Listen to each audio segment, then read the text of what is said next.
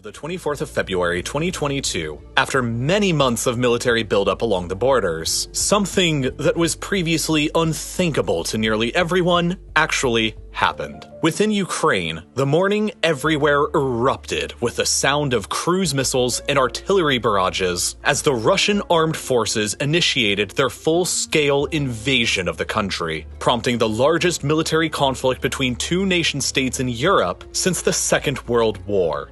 Clashes followed a campaign of aerial bombardment. How can I find you? Bombings, too, at the other airports and military sites. More than 200,000 Russian soldiers, along with their guns, tanks, trucks, and planes, surged across the Ukrainian border along 3 different fronts. And in the weeks since, the world as we knew it before has been forever and irreversibly changed in countless ways. As Vladimir Lenin once said over a century ago, there are decades where nothing happens, and there are weeks where decades happen. While the Russian invasion will certainly have numerous, enormous consequences that'll be felt by nearly every single country around the world, it's obvious that none will experience more severe consequences than Ukraine itself. Their country is the one being invaded, bombed, besieged, and destroyed as I'm speaking. And their country is the one whose very existence Vladimir Putin has now openly called into question. While the extent of the damage is unclear for the moment, after all, the dust has eventually settled, it will no doubt be horrendous. Ukraine will experience reverberations of this trauma for generations to come. And from the perspective of the Kremlin, the invasion is most likely not exactly going according to their initial plans. Putin and the Russian military clearly underestimated the ferocity of Ukrainian resistance, while they also placed too little of an emphasis on their own logistics and supply chains. The conflict is likely dragging on longer now than they initially anticipated, and that is a very dangerous situation.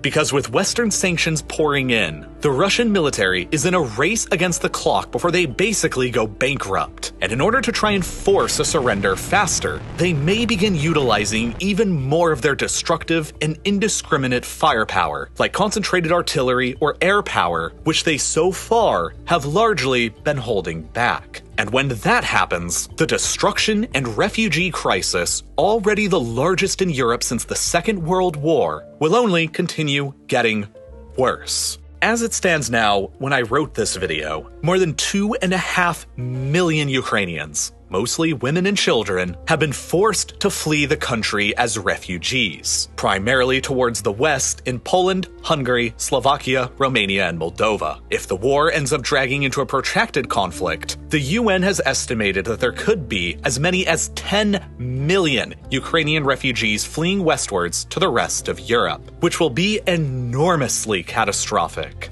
To put these figures into some kind of perspective, during 2015, when Europe was undergoing the so-called migrant crisis from the Middle East and North Africa, the continent saw 1.3 million refugees coming in over the course of the entire year. There have now been nearly twice as many Ukrainian refugees as that in a matter of weeks, and it could be nearly 10 times as many. And at the same time as the refugees have been leaving, equipment, supplies, weapons, and thousands of foreign volunteers have been pouring in from dozens of countries across the world in order to help Ukraine's fight for survival. It's also worth remembering that we're only a few weeks into this conflict so far, and wars are often fought and won over the course of months or even years. It is still far too early to tell how this is all going to go. But should Putin's Russia manage to emerge victorious, it has the potential to completely upend the entire order of Europe. With the flurry of sanctions, travel bans, airspace restrictions, mass arrests within Russia, and more over the past few weeks, it truly appears that a new Iron Curtain is descending across the European continent. This time shifted over slightly to the east from where it was before, from Kaliningrad on the Baltic to the Ukrainian shores on the Black Sea. It is beginning to appear that the Cold War in Europe between the West and Moscow, once believed to have ended for good back in 1991 when people like Francis Fukuyama unilaterally declared the end of history, merely instead took a 30-year break and has now, once again, returned to haunt us all. The evidence of this is manifold and all around us. Historically neutral, recent polls in both Sweden and Finland have shown that the majority of the population in both countries is now in favor of joining the NATO alliance for the very first time. Both governments have expressed some form of interest, and Moscow has directly threatened them both with some kind of action should they dare to proceed. Of course, Finland's admittance into the alliance would be particularly controversial, owing to their large land border with Russia and their proximity with St. Petersburg, Russia's second largest city and the hometown of Vladimir Putin.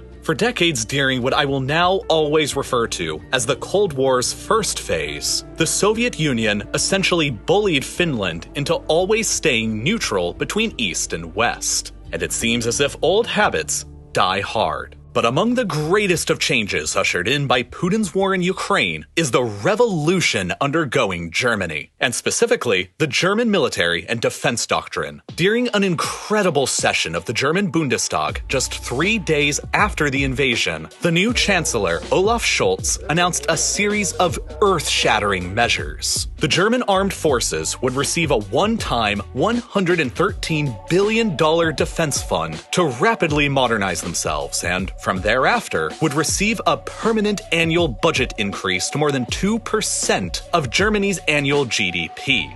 This means that their yearly budget will be increased to around $78 billion, causing Germany's military to suddenly become the third best funded in the world, only behind China and America. And critically, that means they'll be ahead of Russia's military budget. Very rapidly, the German army will likely once again, for the first time in nearly a century, take over the reins of being the most formidable on the European continent. And the geopolitical revolution goes even further beyond that. Germany has also agreed to send lethal aid to Ukraine, and most unexpectedly of all, they've even agreed to indefinitely suspend the Nord Stream 2 pipeline project that would have brought in even more enormous quantities of natural gas directly from the vast sources of Siberia and Russia. The cost to build this controversial pipeline was more than $11 billion, and so of course, such a move will be difficult for the German economy to bear. But such is their resolve in showing solidarity with Ukraine. This is all quite unexpected and unprecedented because right up until the actual invasion, Germany was hesitant to actually support Ukraine and come out hard against Russia, because Germany is critically overdependent on Russian natural gas, even without the Nord Stream 2 pipeline. With limited domestic energy resources of their own, Germany has had no other choice but to import nearly the entirety of her energy needs from abroad. And with some of the largest natural gas and oil reserves in the world, geographically nearby Russia has always been the most significant provider. Through a complex series of pipelines that have been constructed over decades sprawling out from the vast oil and gas fields in Siberia, Russia directly provides Germany with a third of her oil and half of her natural gas. And the same is true for much of the rest of Europe as well. Italy and France also import significant amounts of Russian fossil fuels, and the closer eastwards the countries are to Moscow, the more fossil fuels they generally import, to the point where many nations like Bosnia, North Macedonia, Moldova, Finland, Estonia, Latvia, Serbia, Bulgaria, Slovakia, Croatia, Czechia, and Austria import nearly the entirety of their gas from Russia. This is largely because, geologically, the European continent was not blessed with large amounts of oil or natural gas that power the modern engines of civilization, and instead, large amounts of these resources can be found all around the European Union's perimeter, in the North Sea between the UK and Norway, across the Ural Mountains in Russian Siberia, in the eastern Mediterranean around Cyprus, Israel, and Egypt, and of course around the Persian Gulf.